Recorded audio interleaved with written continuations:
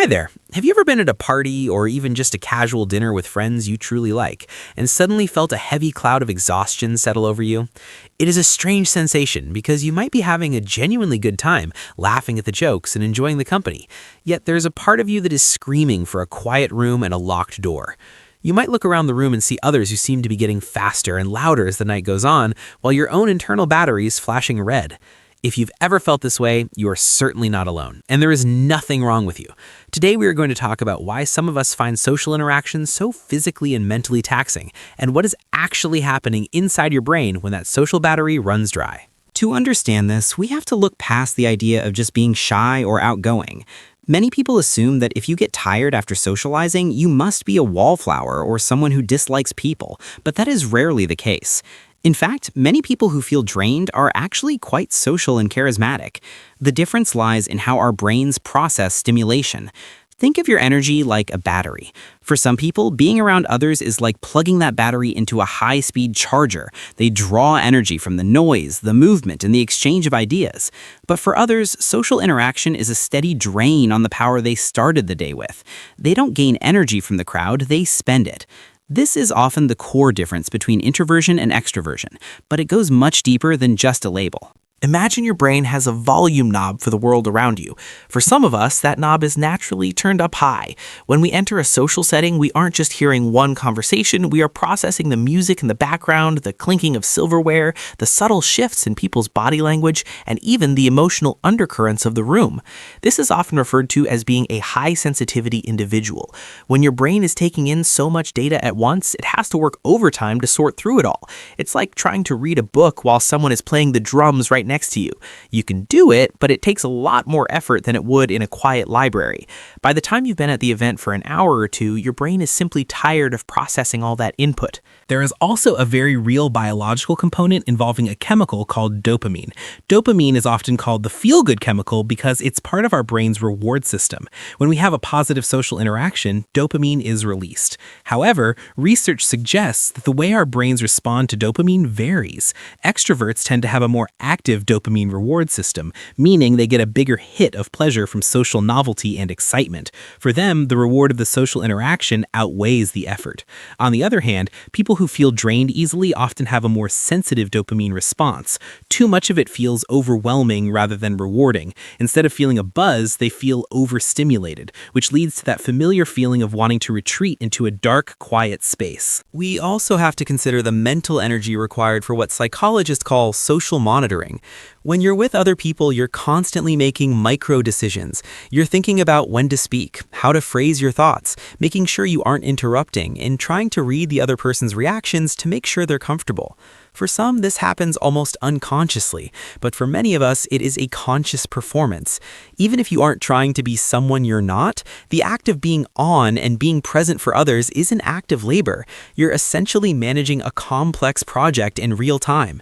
If you happen to be someone who struggles with social anxiety or even just a desire to be liked, this labor is even more intense. You might be constantly checking your own behavior, wondering if you said the right thing or if you looked awkward. This internal dialogue is like having a dozen background apps running on your phone. It drains the battery twice as fast. Then there is the concept of masking. Many of us feel a societal pressure to appear more energetic or enthusiastic than we actually feel. We smile when we want to rest our faces, and we keep the conversation going when we would rather be silent. This discrepancy between how you feel on the inside and how you are presenting yourself on the outside creates a form of cognitive dissonance. It is exhausting to hold up a mask for hours on end. When you finally get home and take that mask off, this sudden drop in effort can feel like a total collapse. It's not that you were being fake, it's just that you were exerting a massive amount of self-control to meet the social expectations of the moment. It is also worth noting that the who matters just as much as the how many. You might find that you can spend 8 hours with your best friend and feel perfectly fine, but 30 minutes with a group of acquaintances leaves you feeling like you need a 3-day nap. This is because with close friends, the processing cost is lower. You don't have to monitor yourself as much. You don't have to explain your jokes or worry about being misunderstood. There is a level of comfort that allows your brain to stay in a lower power mode. When you are with people you don't know as well, your brain is in high alert mode, scanning for social cues and trying to build a map of who these people are.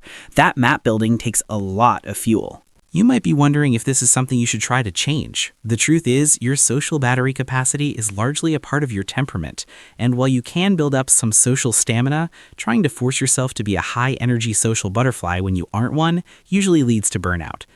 The goal shouldn't be to stop feeling drained, but to understand your limits and respect them. When you feel that fatigue starting to set in, that is your brain's way of saying it has reached its limit for processing information. It's a signal to slow down.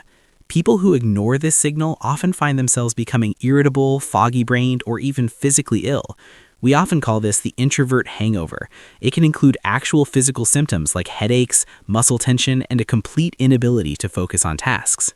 If you find yourself in the middle of a social situation and you feel that drain happening, it is okay to take a micro break. Sometimes just 5 minutes of sitting in a quiet hallway or stepping outside for some fresh air can give your brain the momentary silence it needs to catch up on its processing.